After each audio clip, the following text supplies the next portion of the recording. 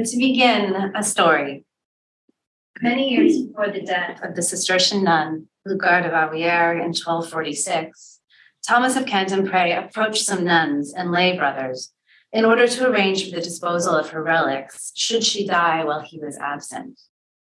Thomas wanted her hand, he said, as a, quote, sacred memorial of his beloved friend and mentor. The abbess, Hagiography, agreed to his request. To Thomas's dismay, the nuns, quote, the nuns told Lucard how he had ordered her hand to be cut off. Thomas then returned to Auxerre in order to answer to Lucard for his presumption. She turned to him with a serious expression and said, I have heard, dearest son, that you were planning to cut off my hands after I died. I can't imagine what you plan to do with my hand. Thomas, blushing, responded, I believe your hand would be good for my soul and body if I managed to get it, as I intend. Although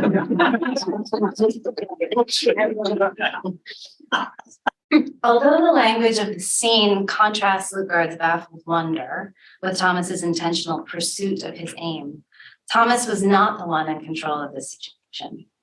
Goading him, Lucard displayed what he sought and could not have.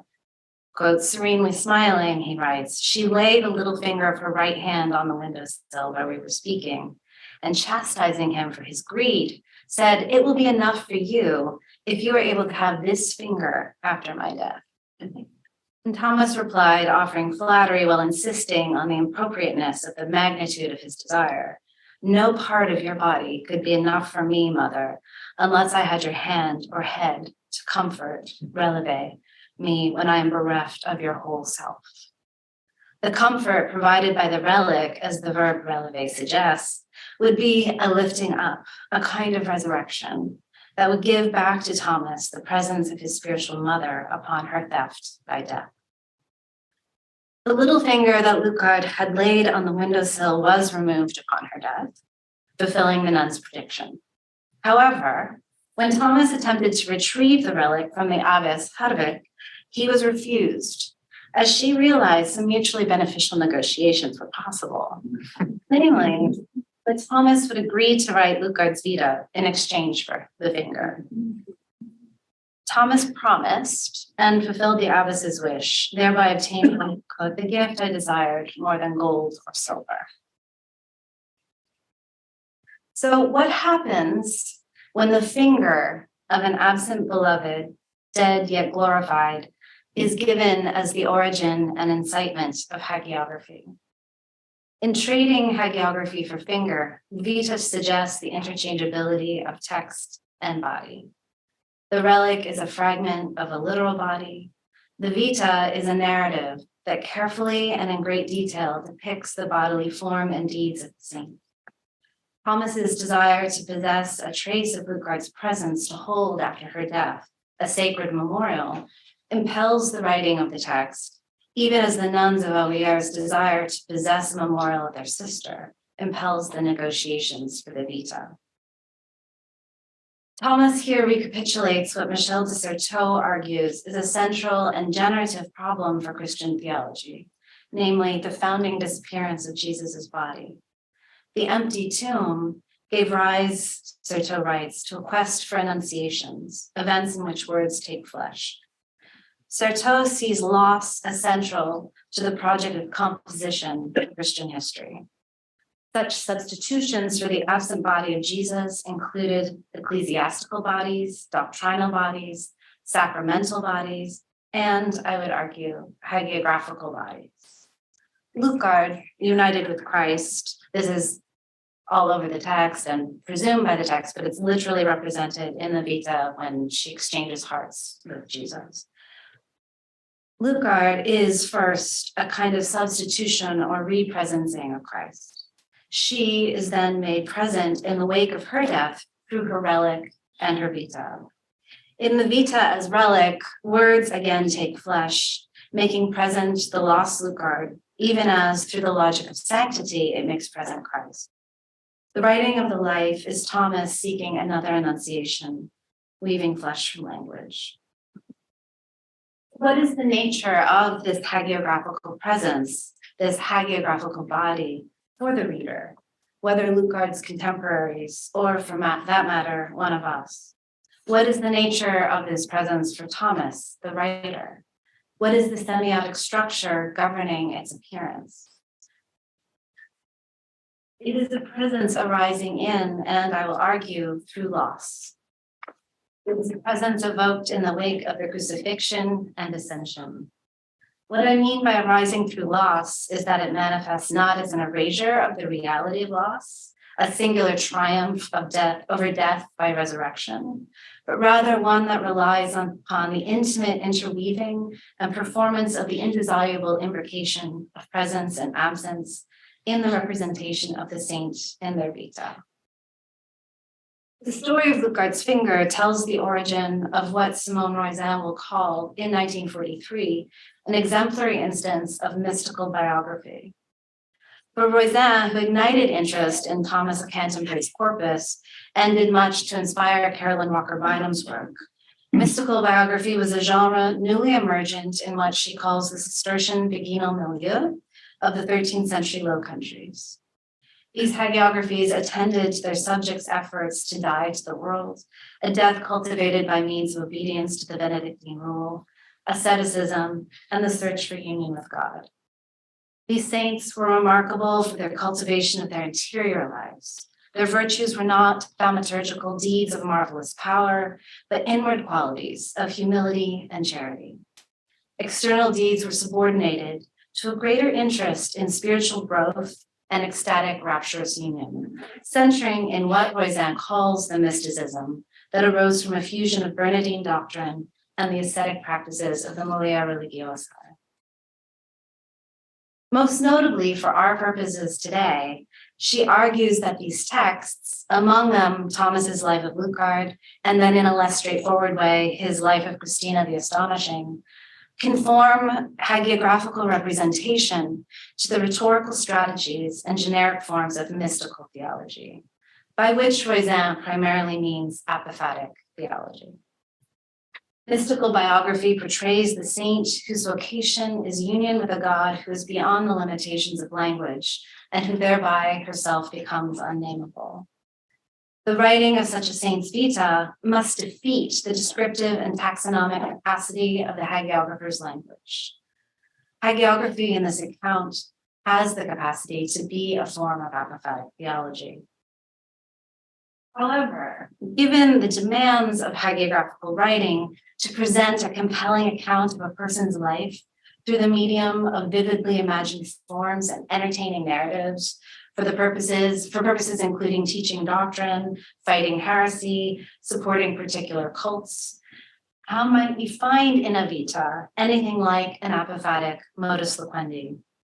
As Humbert of Romans reminds us while elaborating on Gregory the Great's Cura Pastoralis, quote, exempla move listeners more than mere words do, and are more easily grasped by the understanding and more deeply fixed in the memory.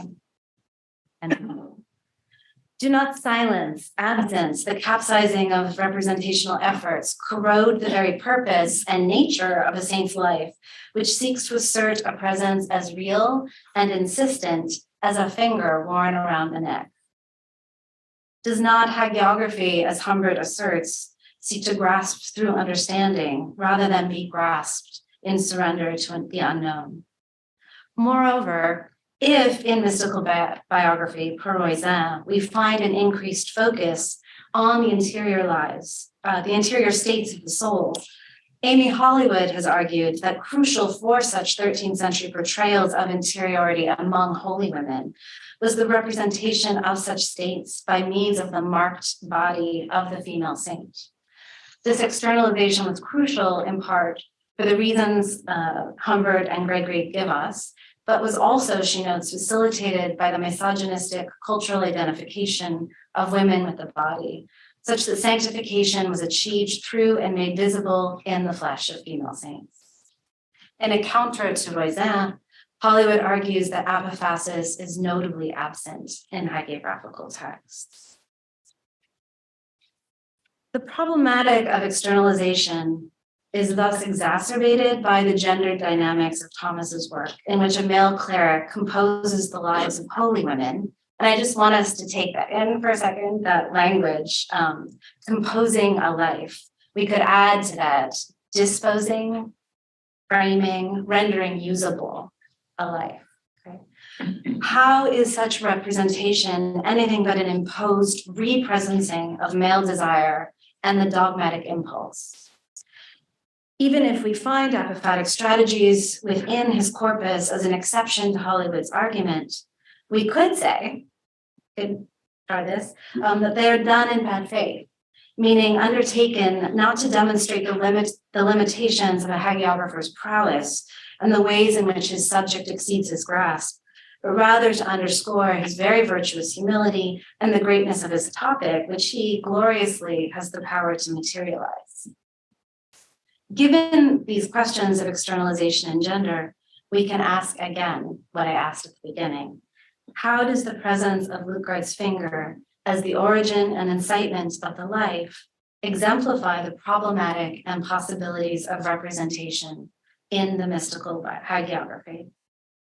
What kind of presence is the saint of the mystical hagiography? So to begin to unpack these questions, I'm going to consider today the way in which representation, the representing of the Holy Woman, works in two of Thomas's mystical hagiographies, the life of Lutgard of Arlier and the earlier life of Christina the Astonishing, which was written in 1232. I agree with Roizin's assessment of mystical hagiography, namely that it deploys techniques of mystical theology to depict the mystic saint, but I want to press upon and study in greater detail some of the rhetorical and representational strategies that enact apophatic hagiography. In these two lives, I will examine the way that Thomas makes the unsayable divine present through the representation of vivid bodies and the narration of lives in time. How does that which exceeds language, is outside of time, become present within it? What the various forms of apophasis do in these two vitae, I will argue, is claim the reader's participation as a reader. The animation of the relic, enlivened by the glorified body of the saint, is bequeathed to the text, not by virtue of its materiality as book, but through practices of reading elicited by the polysemous, difficult, and alluring character of its representations. This is then, and this is an addition to Roizin, this is a mystical theology of reading. As such, it is continuous with other forms of mystical contemplation. As Nicolaus Largier argues, in early medieval and early modern Christianity, the mystical senses, mystical visions, mystical contemplation, and mystical union took place, quote, in the context of regulated forms of reading, preaching, prayer, and above all, the reading of scriptures, and in the liturgical forms that enact, recall, and perform aspects of the scriptures and provide a general framework for their interpretation. For Thomas, the saints are living interpretations of scripture, of the word made flesh, and his vitae, in turn, are the scripting of those living embodiments of divine presence that offer themselves for interpretation. So just a brief note about Thomas. Thomas was a Dominican preacher. He lived circa 1201, circa 1270. His career flourished in the southern Low Countries during the course of the 13th century. He was writing at a time when both lay and religious spirituality was being radically refigured in light of new organizational structures and devotional practices. Some hallmarks of this refiguration include Lateran IV in 1215, which prescribed annual confession and communion for the laity. This was a context that was rapidly undergoing urbanization and had an increasingly literate laity who were engaged in all kinds of religious experiments with religious form. As the historian Herbert Brunman argues, the laity sought to realize Christianity as the way of life binding on every individual, a commitment more essential than one's place in the hierarchical ordo. This was, he argues, a fundamental change in religious consciousness. Thomas, as the general preacher for Teutonia, moved among aristocrats and town dwellers. He visited monasteries and acted as a confessor and exorcist to the laity. He was excited, very excited by the novel spiritualities he encountered. And he collected stories of the holy, the possessed, accounts of marvelous occurrences, which he then used in exempla for sermon collections, longer hagiographical compositions, and an encyclopedia. All of his works are written in Latin. He was particularly involved, following in James of Vitri's footsteps, as a defender, documentarian, shaper, confessor, and devotee of different kinds of experiments undertaken by women at the time, who were seeking to live holy lives apart from both traditional institutional forms and the sorts of devotional lives and piety that were attached to those forms. So Thomas witnesses to the proliferation of forms of life that were not yet fully categorized in his time or accepted, and he attempts to incorporate them into the church, having that spiritual fervor used for Catholicism rather than relegating it to an outlier of religiosity. Of the 5 saints' lives Thomas wrote, 4 depicted women who lived their religious vocations in different modes. So Marie Doigny, a Beguine, Margaret of Ypres, a Dominican tertiary, Lucard, a Cistercian nun, and Christina the Astonishing, who was not affiliated with any institutional formation. A 5th life concerned the Abbot John of Canterbury, an Augustinian canon. Okay, so now I'm going to turn back to Lucard's life. I'm going in reverse chronological order for some reason. That's what's happening. And then I'll turn to Christina. Thomas began Lucard's life sometime following her death in 1246, and he completed it in 1248. Lucard was born in 1182 in Tongeren, a Flemish town in the northern part of Liège. At approximately 12 years of age, she entered the Benedictine monastery at St. Truden and was eventually made prioress, a position that compelled her to seek entrance to the new Cistercian monastery at Allier in 1216. She didn't want to be prioress. I want to look here at how Thomas undertakes extended use of what Rolland termed the ineffability topos. The ineffability topos is what Curtius calls the inexpressibility topos, whose basic form is found in the panegyrics of all ages as a claim of the inability to cope with a subject, but it's articulated in the register of apophatic theology. For Thomas, the ineffability topos is a means by which he unsays his descriptive efforts, rendering the Vita, I would argue, an exception to Hollywood's argument about the absence of apophasis in a hagiographical text. The way in which Thomas here acknowledges the limits of representation enables the revelation of the saint to become a play between secrecy and revelation, veiled and unveiling. The resolute presence asserted by the text's narrative representation, its cataphasis, we could say, is here faced as part of the very work of generating that text. And so you have this passage. There's another passage I'm not going to talk about attached to it on the handout, if you have a handout. If not, it's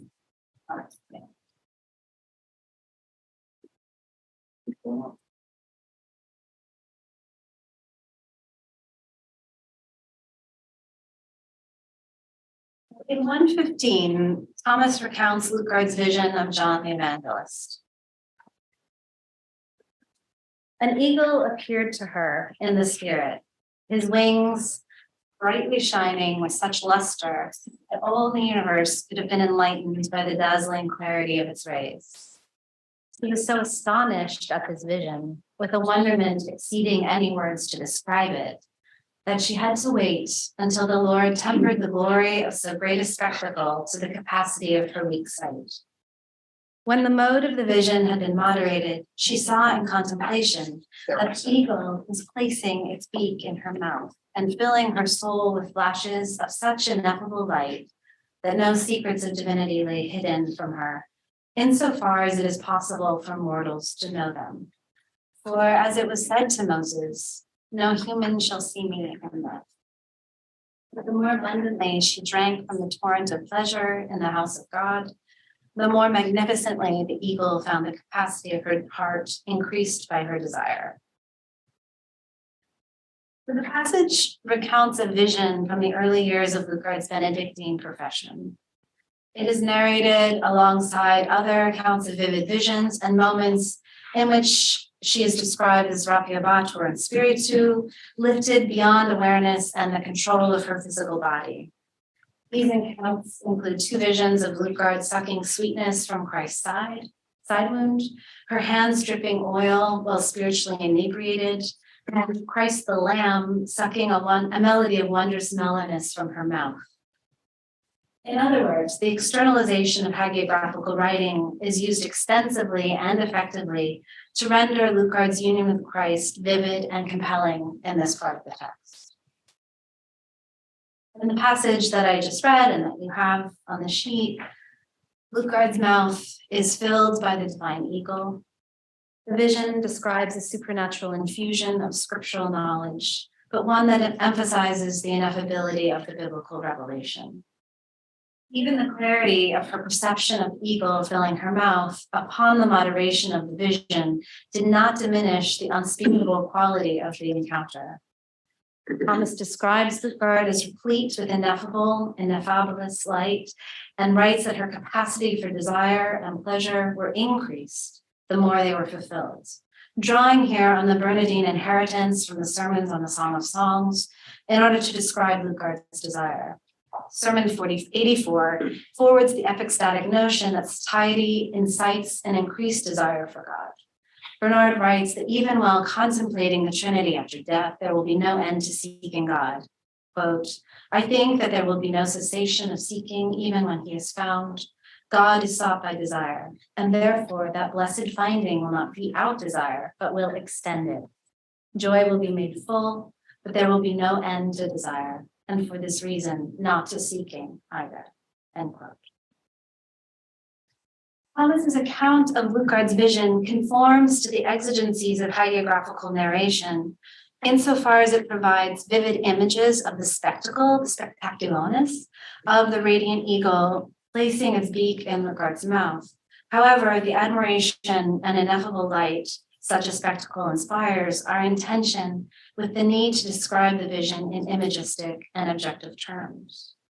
The passage thus marks a boundary in the visionary encounter between revelation and concealment, unveiling and veiling, both of which occur in the visionary moment, with its tension between the disclosure of God's secrets, what remains hidden from mortals, and the hagiographical representation of that vision. While Thomas's account of Lutgard's vision depicts her wrapped figure with the dazzlingly winged eagle's beak in her mouth, the passage shifts from this brilliant description of a wonder to the internal language of desire. Thus does the passage bear witness to the limits of strategies of externalization in order to depict visionary moments. The vision of the visionary is shown to be a veil that, even as it vividly displays the scene between the saint and eagle, does not allow us access to her interior experience of desire. Thomas further emphasizes the secret remainder by not revealing the content of the divine teachings that were revealed to Lutgard, preserving a central lacuna in his account, one that is recapitulated in the passage that immediately follows this one that you also have on the sheet, in which Thomas is described as the sole recipient of Lutgard's insights. So she tells him secrets, but he also does not convey those to us. In other words, the passage makes explicit that as long as the reader is in the position of witness, they observe the saint from the outside. Divine secrets remain hidden. The revelation of the text thus reinscribes God's concealment and the text's inability to render the saint's relationship with the hidden God. The divine semiology of wonder has its root and end in a divine ineffability that limits the scope and capacity of hagiographical semiology. What could this divine semiology mean for the exemplary function of hagiography? If there is a silence at the center of the text, it would seem to indicate an untransmissibility of the vision, an inaccessibility of the saint because of the privacy of the encounter and the desire it facilitates that renders our reading, impossible. Exemplarity of the text occurs paradoxically through the fracture of the line of linguistic transmission. The hagiographer reaches for the representational replication of the desired holy woman, even as he textualizes his inability to complete his project. Thus, while Thomas ultimately wins Lutgard's finger by writing her Vita, he also delivers his reading and writing of the sign, Lutgard, over to a confession of failure, namely his inability to perceive her full splendor and thus his incapacity to render fully what he perceives. Thomas desires to make Lutgard present in the text, to make her palpable, graspable, comprehensible, but he must textualize the ways she escapes such rendering in order to be faithful to the character of the visionary and her vision as being in excess of language. The presence found in the text is made possible through its absences. These absences are the condition of the possibility of her description.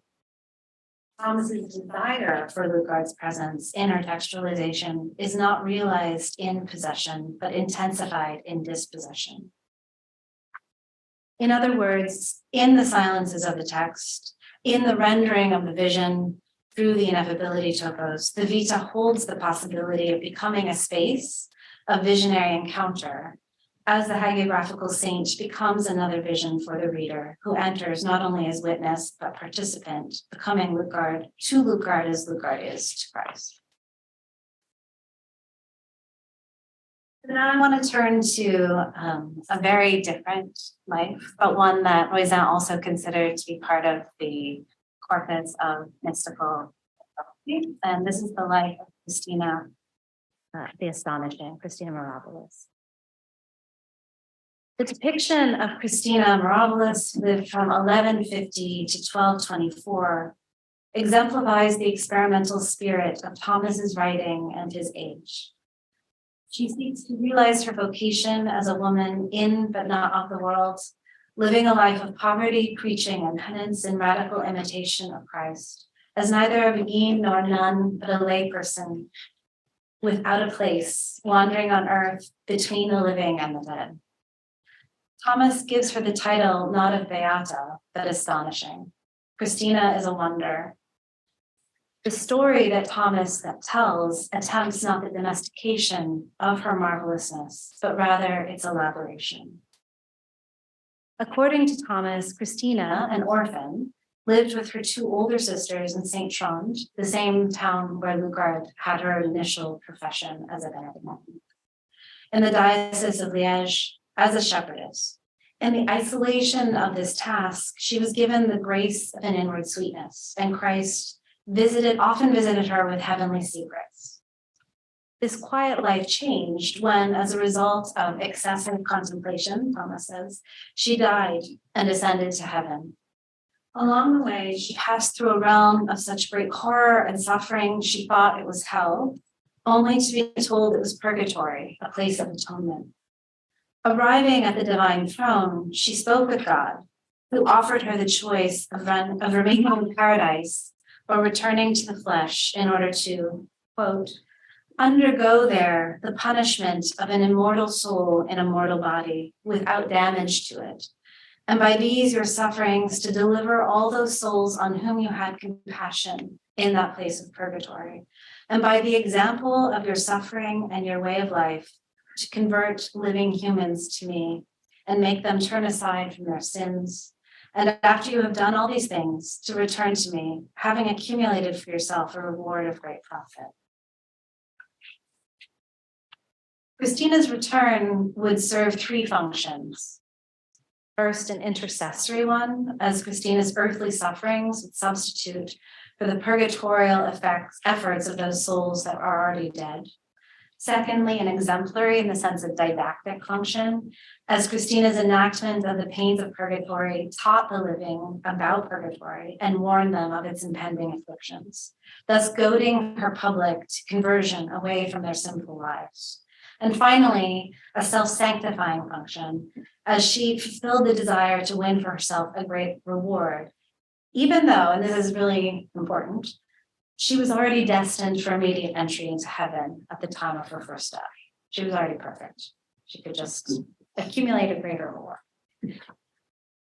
Choosing to return to the flesh, Christina embarked on a program of bodily mortification that included climbing into ovens, remaining in icy water for as long as 6 days, and living among the tombs of the dead, where she made lamentation for the sins of men, text says. Thomas tells us that she, quote, acted the part of her own torturer, end quote, subjecting herself to judicial instruments of punishment, including the Catherine wheel and the gallows, where she was suspended between two thieves for 1 or 2 days. In her intensified version of stigmata, she ran through thorns and brambles, quote, so it seemed that her whole body was covered in blood, end quote. Like Christ, she was rejected by her community, who believed her to be possessed by a demon. Her family made a deal with a bounty hunter, who, in seeking to capture her, broke her shin bone with a cudgel and carried her back to Liège in a cart. She was held in captivity, bound to a pillar. After being liberated by God, she was again caught and bound to a yoke and fed scraps like a dog. She was starved until she was given the grace in a Eucharistic image that echoes that of Christina creeping into ovens and burning like baking bread. She was given the grace to drink oil from her own breasts and use it as a healing unguent for her wounds. Christina's return rendered her Christ-like, a female Christ who descends into incarnate form to save others in ways unprecedented up until that time and matched among her contemporaries only by Francis. Even more literally than real. Don't you think? Christina performs a terrifyingly literal imitatio Christi. By literal, I mean here inclusive not only of Christ's life up until the crucifixion, but a becoming cruciform while in the body for an extended period of time. Yet this literalness is predicated on the miraculous nature of her resurrected body, which is able to suffer impossible pains, yet cannot die or be permanently marked by its tortures because of the divine subtlety with which God endowed her. The uncanny ability of Christina's body to suffer and heal renders her imitation of Christ terrifying to viewers. The horror of the vision tempts what Thomas identifies as a central concern in the prologue to the text, namely that readers will misunderstand the nature of what they see, and their, quote, beastly minds will convert these divine deeds to demoniacal activity, end quote. But we will interpret Christina as possessed not by a holy, but rather an evil spirit. If hagiography seeks the celebration and rendering authoritative of a figure, we need to ask, why would Thomas risk not only the credibility of his tale, but also belief in the holiness of the woman for whom he is claiming sanctity? Well, we could attribute to Thomas a documentary impulse, a desire to record faithfully the perceptions of villagers, and given that villagers' misapprehension of Christina as demonic is ultimately seen by Thomas as a mark of her persecution by unbelieving crowds, in other words, a further feature of her sanctity, it remains strange that he allows for such deep ambivalence in the Vita. Moreover, the horrifying excess that remains scandalous in Thomas's portrayal of Christina arises through his representation of her as another Christ, one who is not only a perfect repetition of the exemplar, Jesus, but who outdoes Jesus's feats in many respects. In other words, her sanctity is not fully intelligible within the parameters of its model. So while Christ died once, Christina dies 3 times. Christ was resurrected once, she twice. She suffers pain for a much greater length of time than Christ did. Finally, her imitation is so fully one with that of Christ that she is able to take on the debt of others and to atone for their sins, including not only the souls she first saw in purgatory, but her spiritual child, Count Louis, with whom, quote, she suffered torments in turn according to what the soul of the Count was suffering, having taken on half of his purgatorial punishments. In other words, Christina performs precisely the kinds of redemptive substitutions that Anselm declares the necessary sole prerogative of the God human. There is, in sum, an excessiveness in Christina's representation, one that takes on not only doctrinally difficult, but also demoniacal form. Thomas's depiction portrays what he says is, quote, a marvelousness exceeding human reason, end quote, by performing the very conversion of divine into demoniacal features that he professes to fear. And he thus tempts the same misinterpretation among readers, among us, among my students, honestly, that he condemns in Christina's friends and family. To think about the risky nature of Thomas's representation today, I'm going to consider Christina's monstrosity and the complexity of Thomas's depiction of it as a rhetorical strategy following under Roizin's rubric of mystical hagiography. In so doing, I build on the work of David Williams, who has argued that the monstrous serves as a critique of rationality in medieval philosophy and theology by virtue of its apparent disregard of form and intelligibility. Williams argues that medieval grotesques and certain deformed saints are apophatic in the same way that the dissimilar image as articulated by Pseudo-Dionysius is. As a signifier, the monstrous, in the sense of monstrare, Williams writes, as opposed to representare, shows forth transcendence, its distortions pointing to a plenitude of meaning that cannot be captured by mimetic representation of the natural world. In a similar fashion, I will argue that Christina's monstrous sanctity has apophatic dimensions. To become God, to perform a literal imitation of Christ, is to become deformed, unable to be captured by typical models of intelligibility, and thus, ironically, able to convey the uncapturability of the divine.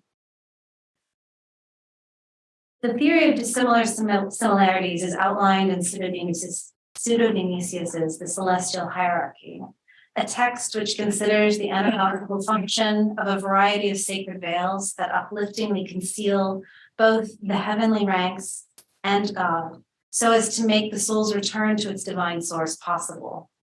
This concealment is anagogical for the material veils, including odors, lights, the Eucharist, biblical images, and examples, simultaneously conceal and reveal divine truths in a form that is apprehensible by embodied humans. Their double nature as revelatory and concealing allows them to act as goads to the soul, which is incited to interpret, he says, such signs as these material means capable of guiding us. Return to the divine source through the activities and objects of ecclesiastical life, and in fact, creation, which is a theophany, is possible because the earthly hierarchy is modeled on the hierarchies of heaven. By virtue of this similitude, the texts, rituals, and objects of the church's earthly life have the capacity to lift up and eventually assimilate the soul to the simplicity and inexpressibility of divine life.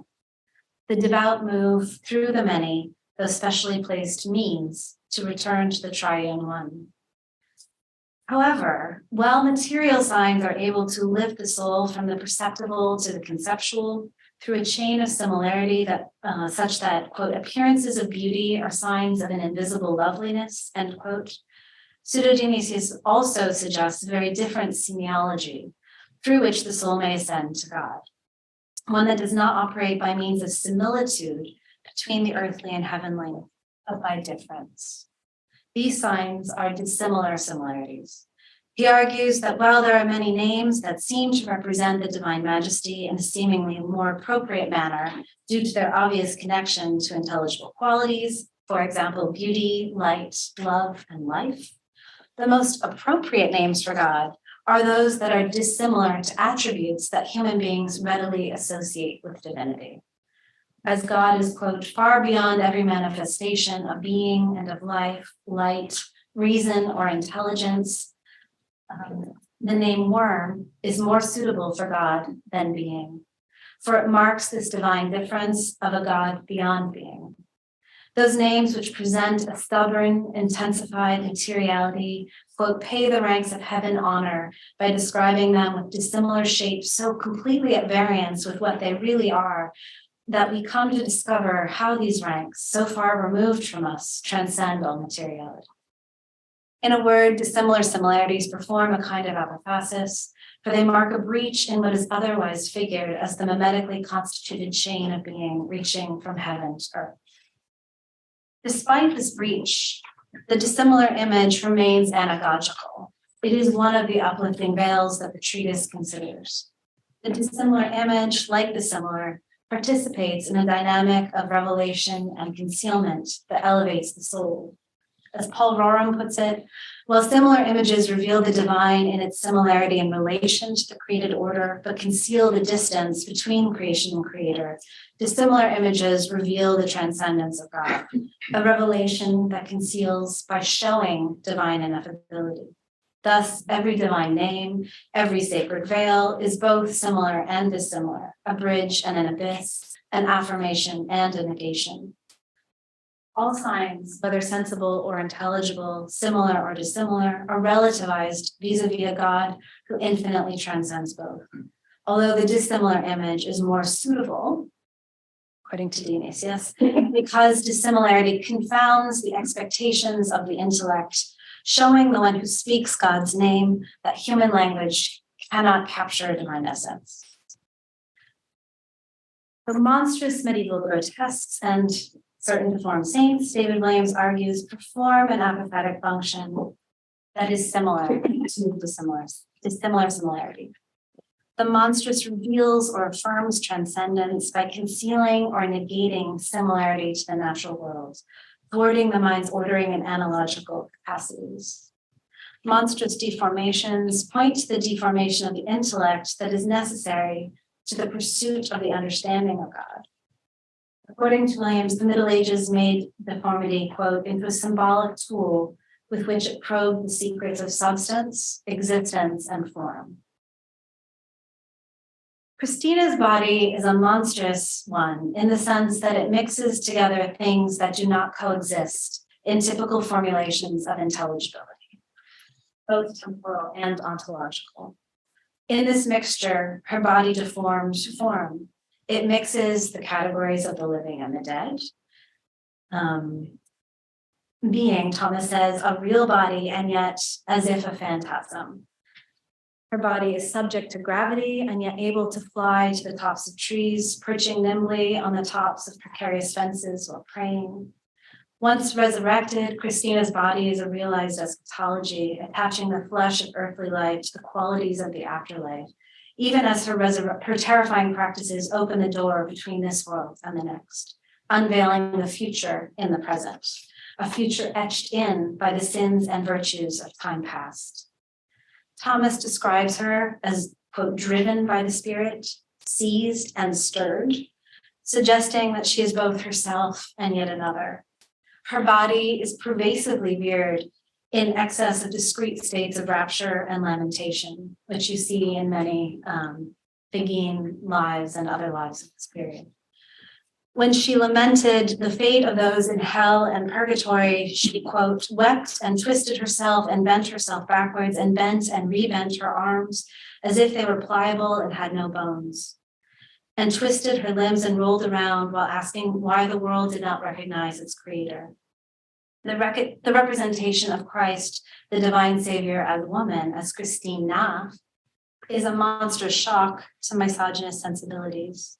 Moreover, Christina defies the expectations for devout women. She wore gowns made of unmatched pieces of cloth sewn together with the bark of a linden tree and went barefoot, becoming a spectacle in defiance of the traditional directive to virgins and women in general to practice modesty of dress and speech and avoid the gaze of others. In the last year of her life, Thomas writes, quote, people could scarcely tell whether a spirit or a material body had passed by, since she barely seemed to touch the ground. The spirit so controlled almost all the parts of her corporeal body that scarcely could human eyes look at the shadow her body cast without horror and trembling of spirit. Christina's monstrosity is further emphasized through Thomas's portrayal of her through a demonological lexicon, forcing the reader to undergo the same active interpretation as the villagers of Liège, asking, what kind of presence is this person? She is said to have been, quote, kept in check by the sacrament. So you can actually think of scenes like in Dracula. kept in check by the sacrament, and forced to come down from the rafters after her resurrection. She ran from dogs like a fleeing beast, he says, paralleling what he calls the beastly minds of her persecutors. She fled humans because of their stench and ran from the priest after receiving communion, which Barbara Newman notes was reminiscent of an angry demon resisting an exorcist. She further indicates that her distortions, Barbara Newman further indicates that Christina's distortions of limb and voice and her bodily mortifications were emblematic of demoniacal behavior. And yet, Thomas insists that she is holy. As an image of the holy, Christina is a monstrous spectacle that reveals to the observer the limits of his or her understanding of how the divine is made manifest. In this confrontation, the saintly, ineffable other remains distinct from the observer's categories of intelligibility and order. The literal, complete showing forth of divine goodness is, strictly speaking, impossible. No verisimilitude is possible in the signification of God, hence the appropriateness of the monstrous figuration of the saint, for whom the saintly vocation always requires, in Edith Wishagrodd's phrase, to, quote, show unrepresentability itself, displaying how impossible it is to bring divine life into plenary presence. For Wishagrod, this impossibility is due to the fact that the paradigmatic power of Christ and his saints derives from their transcendent ground, an infinity to which finite beings have no access, thus making the injunction to imitate Christ one that can never be fulfilled in its entirety. Thomas suggests this view, but the rhetorical form by which he expresses it is radically different. The Vita proposes that to perform a literal imitation of Christ is to be formed according to that image and, in some very real sense, to become deformed, rendered inhuman, made monstrous. Insofar as Christina's monstrous flesh reveals the incommensurability of the divine and human realms, becoming a deformed and singular spectacle of divine presence, it points to the divine distance or dissimilarity. The hagiographical context for such a revelation is crucial, though, for it means that this isn't just a horror story. Christina is, according to the frame of the story, holy. Indeed, she begins her resurrected life already perfect. The purgatory she sustains on earth is not for herself. And as much as she is feared then by everybody, she is loved. She is loved by Thomas, but also in the story, she is loved by the nuns of St. Catherine's, by the recluse Jutta, and by her devotees to this day. This hagiographical context teaches then, as we have noted first, that God reveals himself in excess of the audience's assumptions. Second, and relatedly, in the otherness of Christina's monstrosity and the fear and repulsion it incites, a repulsion one can't simply get around or avoid, the tale relieves viewers of their idealization of suffering, and thereby their idealizations of the cross. By idealization, I mean both aestheticization, making beautiful, legible, comprehensible according to terms as I understand them, as we understand them, a scene of torment, and thus usable, recuperating pain and suffering into a narrative and an economy of redemption by which it is rendered according to a logic of exchange and substitution. Idealizing suffering serves to make it meaningful according to a logic of similitude that we think we understand exhaustively, whose equations we can formulate and track in a ledger, and by which we escape the horror of what is before us, the disorientation of suffering. That Christina's pain renders her a dissimilar similitude disallows such idealization. Instead, it forces us to sit with and to try and relate to this strange figure in her horror, in her appeal and her compassion. Christina reminds us that Christ crucified is the original dissimilar image, which is too often forgotten in a redemptive calculus.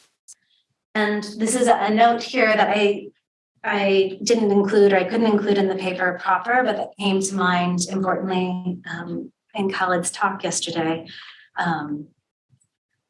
a further difficulty with interpreting Christina's figuration as a saint, another way that we're sort of called to have to really negotiate a complicated text, and so are really elicited as readers, is that her marvelousness is double, her sanctity is double. So she is showing forth transcendence, that's what I'm looking at today in the paper. She's also a mirror for her audience, right? The horror that she's bearing in her body is the horror that they are manifesting, or that they're truly soliciting for themselves through their actions, and that is going to either come upon them or is actually maybe already their state of being.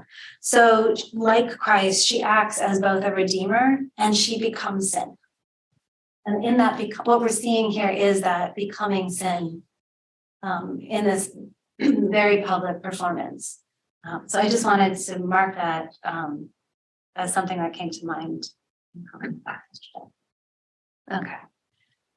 So although Thomas sometimes ventures such a calculus, a calculus that arises through the idealization of suffering, as one who's promoting the doctrine of penal substitutionary atonement, reducing the text to an instrument of propaganda that works seamlessly is not sufficient.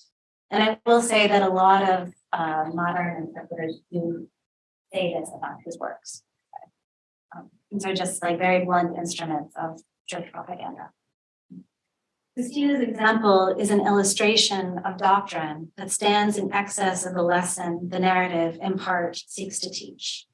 She is more expansive than the uses to which Thomas puts her. As we learned long ago, textual meaning is not reducible to authorial intention. Furthermore, Thomas himself forces us to encounter her excess through her monstrous figuration. Rather than make arguments, he tells stories, and in so doing, he emphasizes the readerly position of Christina's audience, the need to enter the story and have one's imagination for similitude unstuck, the requirement that one be an interpreter of the tale, negotiating a field of complex, often confusing and multiply refracted images. The representation of monstrous suffering here is not a glorification of suffering. The story, in part, seeks to end around our idealizations. And then there is a clearing in which we can read and interpret, remaining present in the face of suffering. So to conclude, I have explored here Simone Roizen's category of mystical biography, in which certain hagiographies, she argues, of the 13th century, the saint who unites with the ineffable God becomes herself ineffable. These texts thus set up a language puzzle familiar from many mystical texts, in which temporally bound words seek to give articulation to that which escapes language. The semiology of Thomas's mystical hagiographies, insofar as they force this issue by manifesting divinity in the particular bodies of women, is one in which negation is never simply negation, nor presence simply presence. Rather, negation functions in part as aphoresis, or carving away that reveals a form and description. It conceals it as much as it reveals. In this way, the mystical theology of Thomas's text cannot be seen as reducible to a form of negation read as flight from lineament, form, cataphasis times flux. Nor can they be read as presenting bodies as absolute manifestations of a presence that might be grasped by a reader once and for all. I looked at Thomas's lives of Lutgard and Christina, which use different rhetorical forms as apophatic strategies, namely the ineffability topos and the dissimilar similitude. In Lutgard, the pressing upon the limits of language leads to the failure of the externalizing representation typical of hagiography. Such failures paradoxically portray the apophatic saint. The kind of presence of the saint here is one that is first made possible through the absences of language, a vision predicated on the dispossession of a desire for an exhaustive vision. This depiction of Lutgard is framed by a context of loss and a looking for Lutgard's presence again on the part of Thomas and Lutgard's fellow nuns, a seeking that is in turn framed by a search for the lost body of Christ. The animation of the text, its rendering as a living body, as a relic, I've argued, occurs only through its engagement by readers, who are enjoined by what Origen would call the obscurity of the text, its very silences and contradictions, to enter into the narrative and there seek the elusive saint in their acts of interpretation. In Christina, the difficulties with reading her are a kind of trope for mystical hagiography. She confounds expectations. We are persuaded and repulsed. We are driven to read her and ourselves. In Christina, mystical representation is cruciform representation. She intensifies the dissimilar image that is the crucified Christ. In so doing, she thwarts the expectations and ordering capacities of our minds, disallowing our idolizations and justifications of suffering. She marks divine distance. What happens to our notion of mystical theology when it is based upon the story of a wild female saint, or a text whose existence is founded upon the insistent presence of a finger? A hagiography is a narrative account of the desire for holiness as it unfolds in time.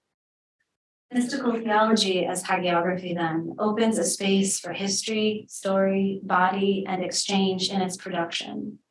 We see with Christina in particular, but also with Luther, that hagiography as mystical theology is insistently incarnational. By this, I mean first that it arises through the narrative of the lives of human beings in time. And these lives are not here given to us to be transcended in the sense of escaped from, but rather engaged in and through the very weave of the story, a fabric formed through language and silence, presence and absence, or languages and presences that arise only in and through silence and absence. Mystical theology as hagiography is a textual tradition. It has tropes, figures, patterns, images. These are the shapes through which Christians imagine, think, desire, and describe. This mysticism works then, not through an appeal to a pure excessive experience or some kind of absolutized transcendence. Rather, it works through language, imagination, story. It is necessarily dependent on the dynamism of its being read. Reading here is sacred, for it brings the holy into life. This textuality reminds us what we have learned from people like Michel de Certeau and Bernard McGinn, but that we seem to have to continually relearn, which is that mystical enunciation is always in a context.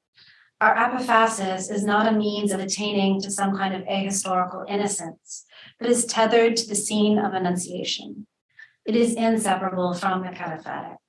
It is also inseparable from the political context in which it arises, including things like the two scenes of deal-making that open each of the lives we've looked at today. The one between Thomas and the Abbess Hadvig, and the one between Christina and God. The desire of the reader and the writer who composes a life, who trades the textual corpus for the body of the saint, puts on the display the ways in which a transactional logic, a desire to appropriate for oneself and instrumentalize as a kind of project rather than be undone by divine truths, haunts attempts to give voice to that which stands in excess of voice.